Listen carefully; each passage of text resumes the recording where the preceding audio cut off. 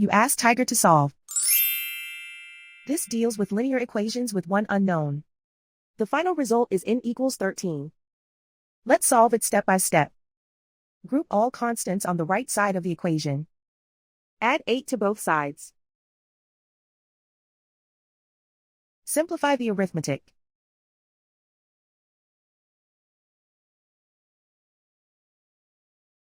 Isolate the n.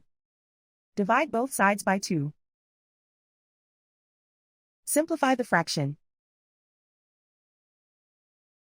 Find the greatest common factor of the numerator and denominator.